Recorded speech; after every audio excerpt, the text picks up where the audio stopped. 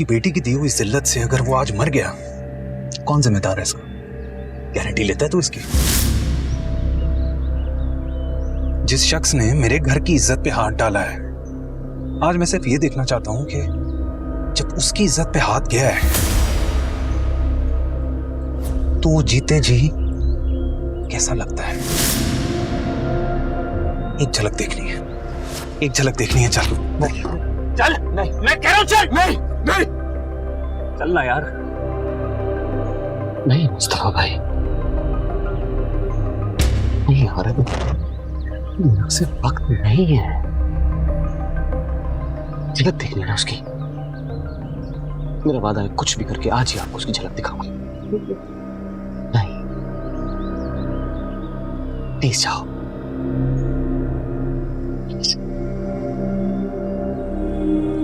चले जाओ, मैं चलता हूं।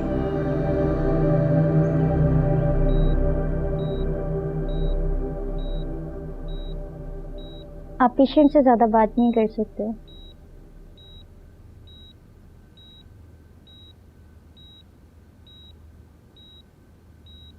आपने तो हम सबको डरा दिया।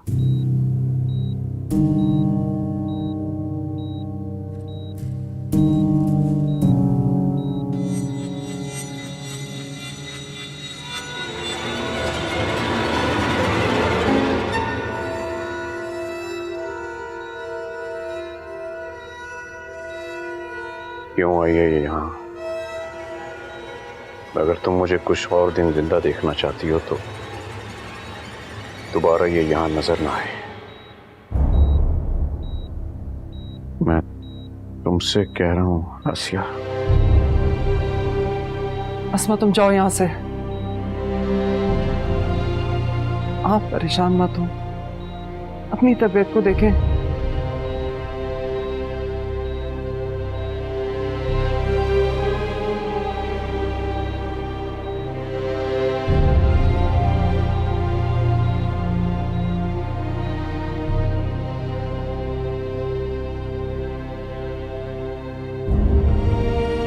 क्यों आई है ये यहाँ? अगर तुम मुझे कुछ और दिन जिंदा देखना चाहती हो तो दोबारा ये यहाँ नजर ना आए।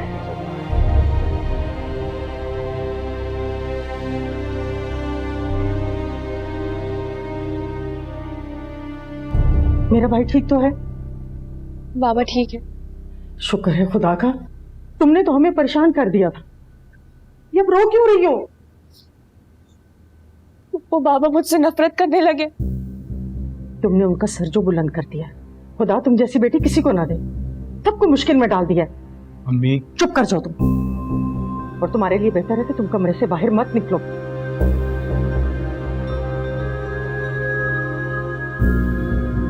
तुम ऐसा क्यों सोच रही हो अस्मा? भला मामू तुमसे क्यों नफरत कर रही है? इससे मैं बाबा का गुस्सा और गलत फहमी समझ रही थी। तो मेरी सोच, मुझे लगता था कि मैं बाबा को समझा लूंगी, लेकिन बाबा तो मुझसे नफरत करने लगे। चलो कुछ नहीं होता, सब ठीक होगा। आओ। ऐसे कैसे अम्मा? 27 साल इस बदले को नासूर औलाद की तरह मां बन के गोद में पाल के रखा है। यूं यूं यूं बस एक हार्ट अटैक होगा और मर जाएगा। नहीं, इतनी आसानी से नहीं। अगर उसे मारना ही होता तो क्या मुश्किल था मेरे लिए। एक सेकंड में उसको।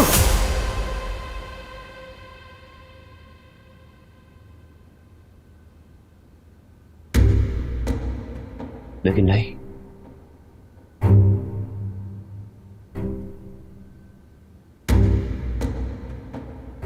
उसे मरना नहीं है, उसे दर्द काटना है।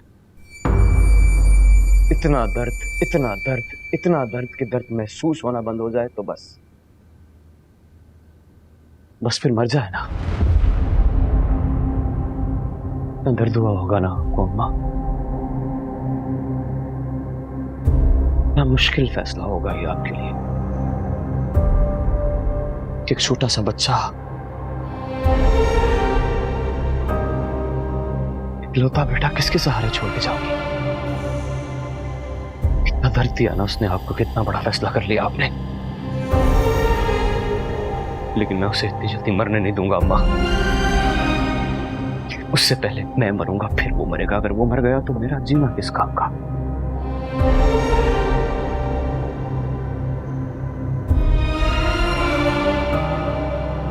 तुम्हारी बात याद आती है अम्मा।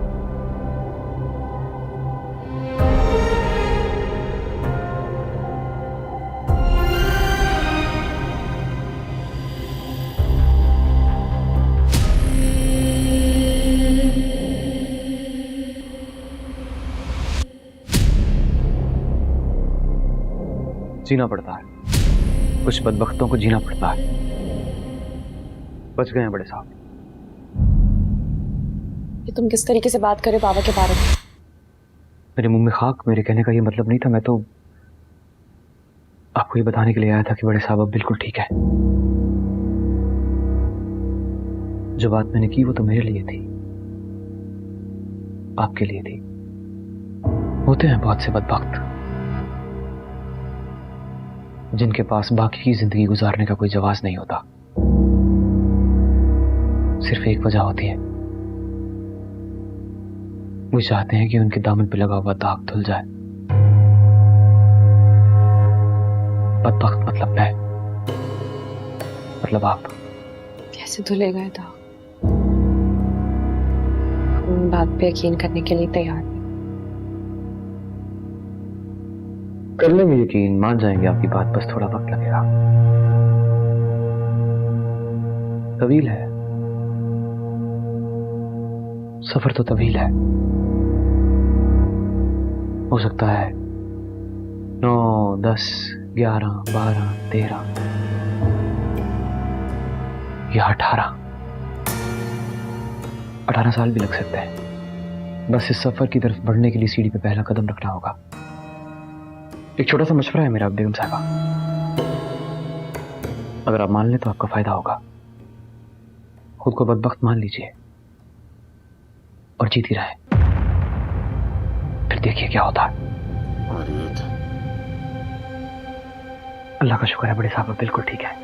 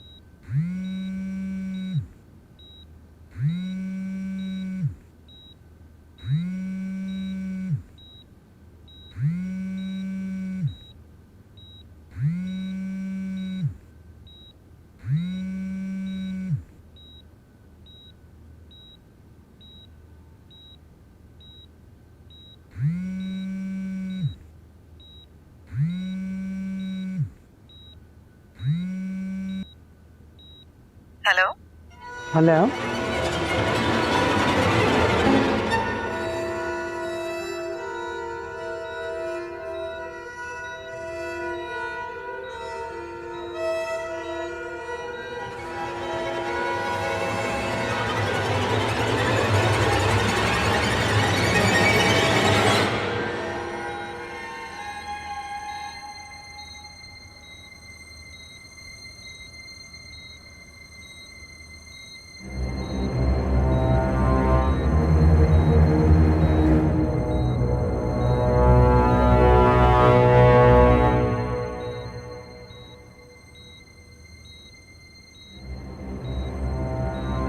कैसी हैं आप?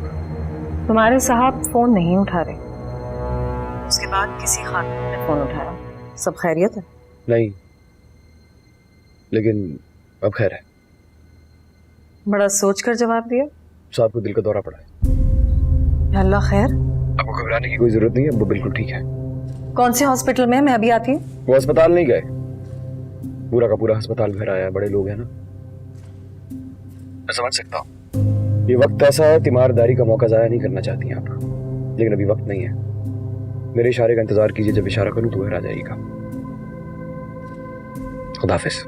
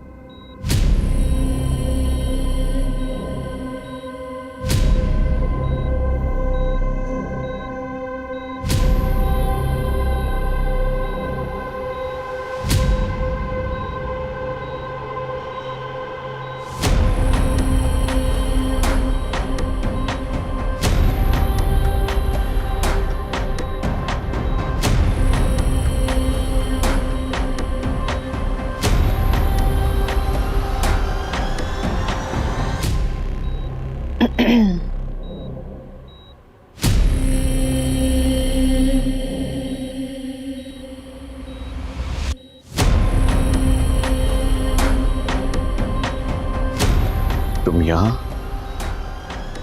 घबराए ना, किसी ने नहीं देखा मुझे।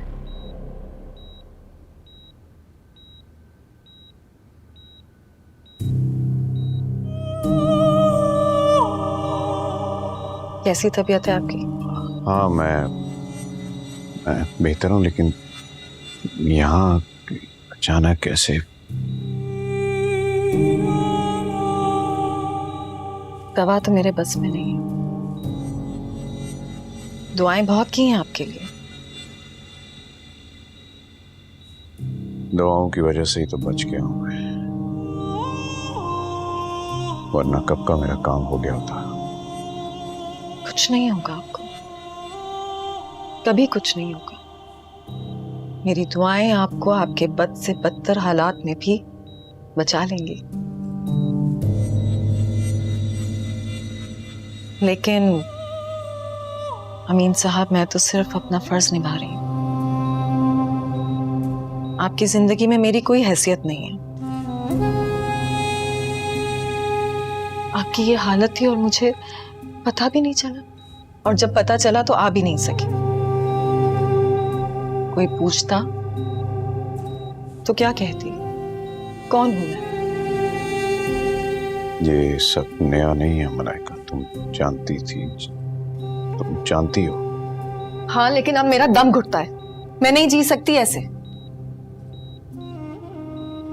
तुम यहाँ मेरी इयादत करने आई हो।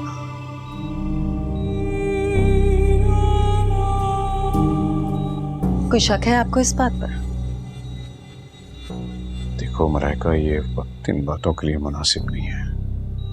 तुम जानती हो कि अस्मा की वजह से क्या हालात हैं। उसने मेरी जिंदगी बहुत मुश्किल बना दी है।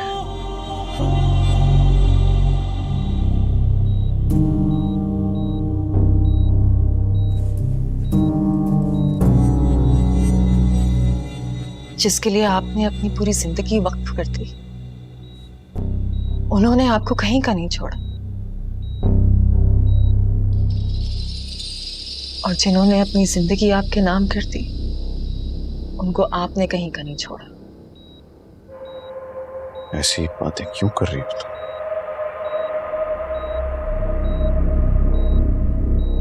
इसलिए कि आपकी तवज्जो हासिल कर सकूं।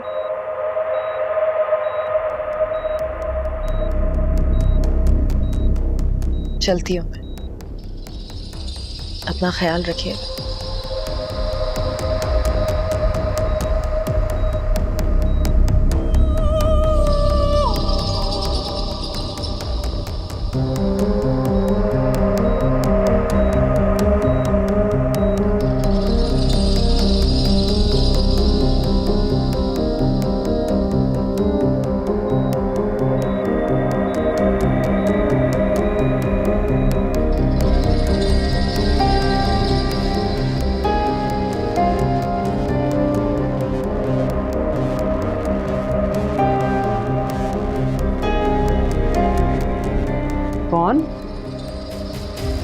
कौन हो तुम? सलाम अलैकुम। कौन है ये वो नर्स है नर्स? जी। लग तो नहीं रही थी। यहाँ मेरे पास बता। नर्स तो चली गई थी ना मुरीद? जी बेगम साहबा। फिर ये कौन सी नर्स थी? पूछा मैंने उनसे, कहने लगी कि नर्स है, डॉक्टर साहब ने भेजा। कोई दवा बदलने के लिए आई थी साहब? हाँ, डॉक्टर ने नर्स के साथ साथ दवा भी बदली है, इसलिए। वही मैं सोच रहा था साहब ऐसे किसी को घर के अंदर कैसे आने दे सकते हैं? सूप दो आपको। पानी। डॉक्टर से बात हुई है मेरी, अच्छी खबर दी है उन्होंने। वो कहने लगे कि कल इन मशीनों से जान छूट जाएगी आपकी इंशाल्लाह। ये तो वक्त ही बताएगा कि कौन किसकी जान छोड़ता है। अल्लाह सब खैर करे।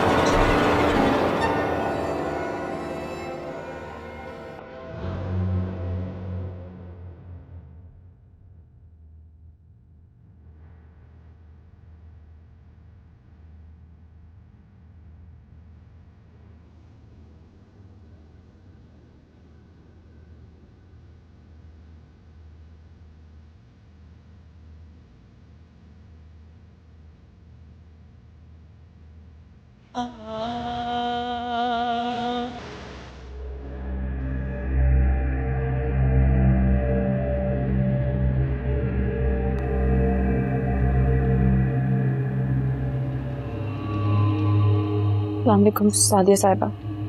वालेकुम अस्सलाम। मैंने कुछ नहीं किया। मैं जानती हूँ तुम ऐसा कुछ कर ही नहीं सकती। किसी को भी मेरी बात पे यकीन नहीं आया।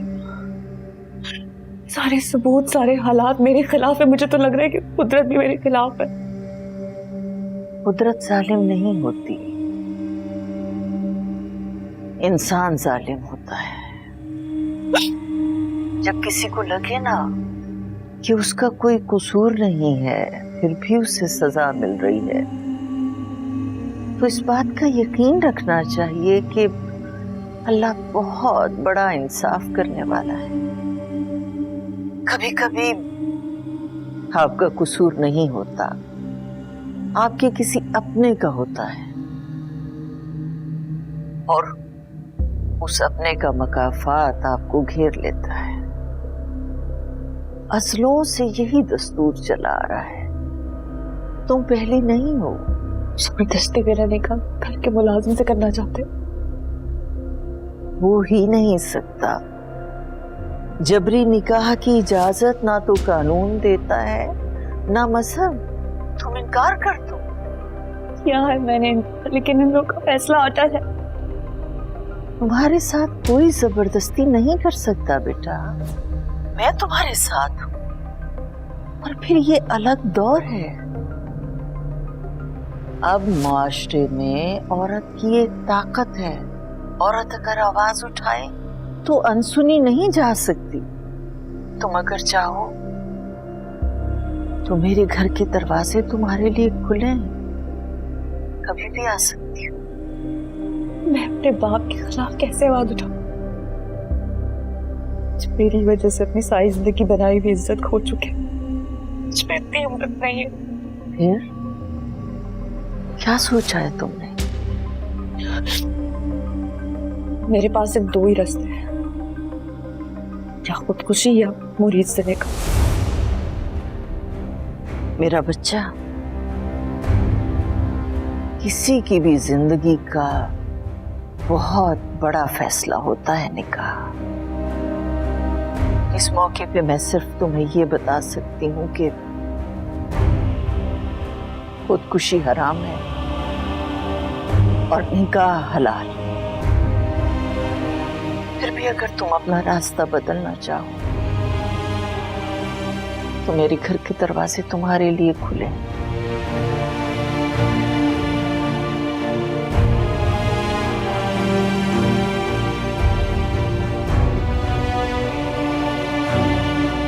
खुदकुशी हराम है और निकाह हलाल।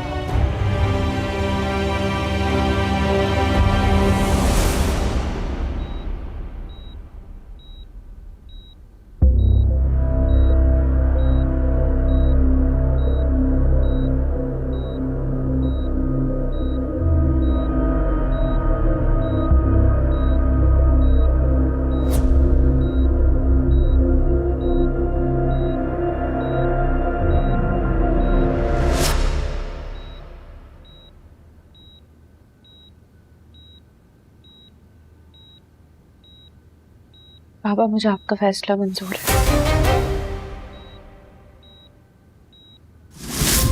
मैं मुरीद से शादी करने के लिए तैयार हूँ।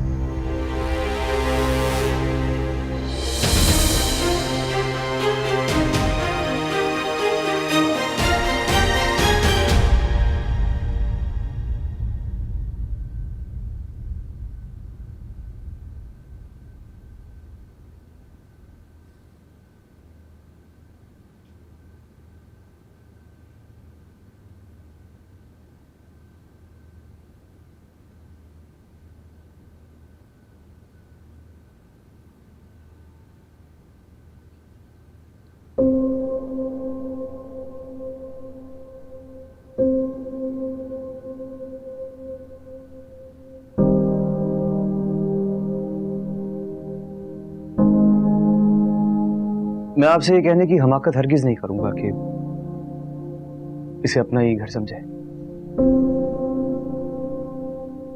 हकीकत में तो हमेशा से ये घर आपका ही है। फर्क सिर्फ इतना है कि पहले यहां सिर्फ नौकर रहते थे और आज मालिक और नौकर दोनों इस घर के एक हिस्से में रहेंगे। मुझे बिल्कुल समझ नहीं आ रही कि खामद के लहजे में आपसे कैसे बात करूं, इसलिए अगर आइंदा मेरे लहजे में नौकर आए तो पहले से माजरत। ये जो कुछ आपके साथ हुआ है ना, इसे देख के साफ साफ लगता है कि किसी ने इंतकाम लिया है। इंतकाम की आंखें नहीं होती बेगम साहिबा, इसके रास्ते में जो आता है कुचला जाता है।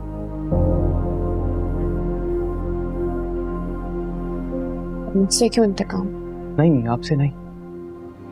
आप तो रास्ते में आई और कुचली गई। किसने लिया इंतकाम, पर क्यों? पता नहीं, मैं क्या जानूं। पर मैं ये बात जानता हूं कि आपके साथ बहुत ज्यादती हुई है और इस बात का बहुत दुख है मुझे। तुमने मुझ पर तरस खाया है? नहीं, मेरी इतनी औकात नहीं है कि मैं आप पे तरस खाऊं। नौकर तो खुद काबिल तरस होता है।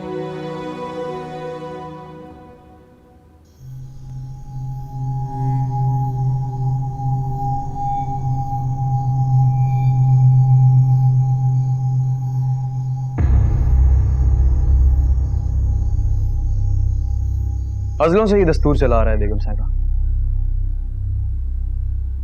नौकर सिर्फ इस्तेमाल होते आए हैं, पर मैं ये बात अच्छी तरह से जानता हूं कि आपने दिल से इस निकाह को कबूल नहीं किया, सिर्फ फर्जी सा हाँ कहा है। निकाह अल्लाह के हुक्म से होता है, फर्जी नहीं होता।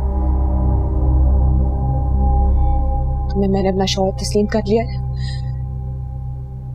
अपनी मर्जी से किया है।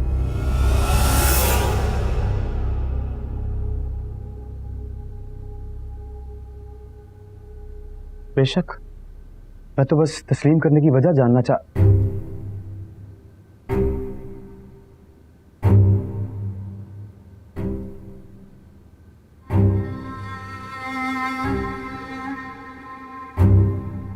पागल हूं ना, भूल जाता हूं कि नौकर की क्या चाहत। मुश्किल सवाल मत करो मुझसे, मुझे और अजियत में मत डालो। अजियत तो मुरीद का मुकद्दर है बेगम साहिबा, और ये बात मुझे बड़े अफसोस से कहनी पड़ रही है कि अब आप मेरे मुकद्दर के साथ जुड़ गई हैं। अजियत आपका भी नसीब है और इस बात की बहुत तकलीफ है मुझे। रास्ता बहुत लंबा है बेगम साहिबा, पर मुझे इस बात का पूरा यकीन है कि आपका कोई कसूर नहीं, आप बेकसूर है। थोड़ा वक्त लगेगा, पर मेरा आपसे वादा है कि मैं असल बात सबके सामने लेकर आऊंगा। बस आपको जरा सब्र से काम लेना होगा। आपको किसी भी चीज की जरूरत हो तो मैं यहीं बाहर तख्त पे सो रहा हूं। किसी भी चीज की जरूरत हो तो बस एक आवाज दीजिएगा। हम मुलाजिमों की नींद बहुत कच्ची होती है बेगम साहिबा, मालिक की एक आहट से आंख खुल जाती है। चलता हूं।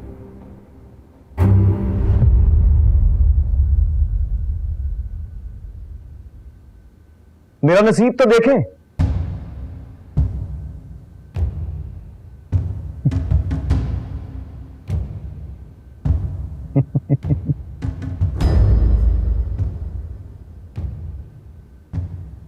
साहब ने मेरे साथ को सजा कह के आपको दिया है, लेकिन मैं आपको सजा नहीं दूंगा। ये मुरीद तो खुद सजा काट रहा है।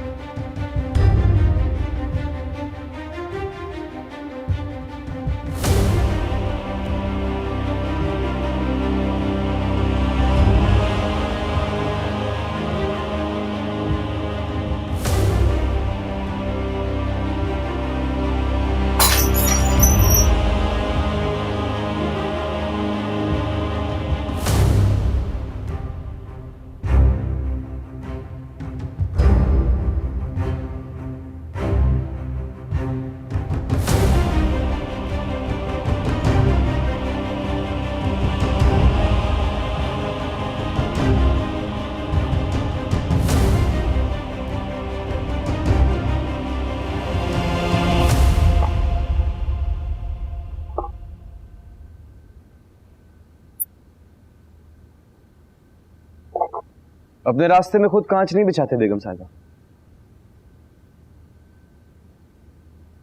ये काम दुनिया बहुत अच्छा करती है। अपने रास्ते में खुद बिछाए हुए कांच पे खुद मजबूरन चल के जाना पड़ता है, लेकिन कोई बात नहीं, मैं हूं ना, मैं हटाऊंगा आपके रास्ते के सभी कांच, सभी कांटे। लगता है मैं बेगुनाह। नहीं, मुझे यकीन है कि आप बेगुनाह हैं, क्योंकि मेरा दिल कहता है, मेरा दिल झूठा नहीं, सच बोलता है।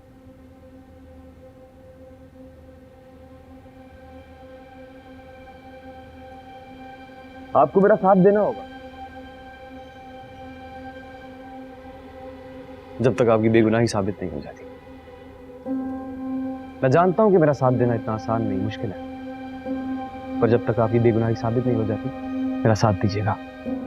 मेरे दिल को एक धड़का भी लगा है, कहीं ऐसा ना हो कि आप मेरे दुश्मन के साथ मिल जाए। कौन है तुम्हारा दुश्मन?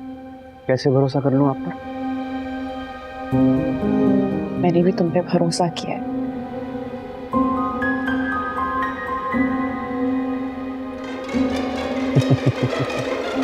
भरोसा नहीं किया आपने बेगम साहिबा, आपके पास कोई दूसरी चॉइस नहीं। आराम से सो जाइए, रात बहुत हो गई है। और एक और जरूरी बात, आप और आपकी मर्जी दोनों मेरे गरीब खाने पे महफूज है।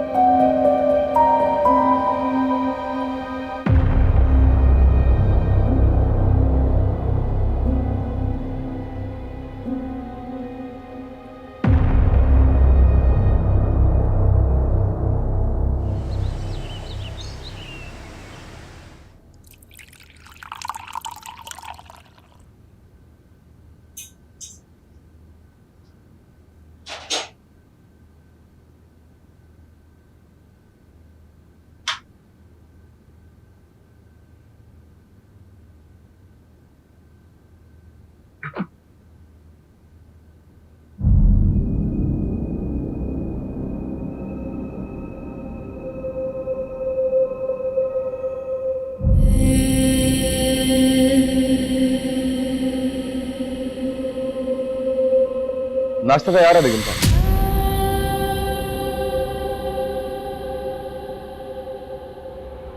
आ जाइए।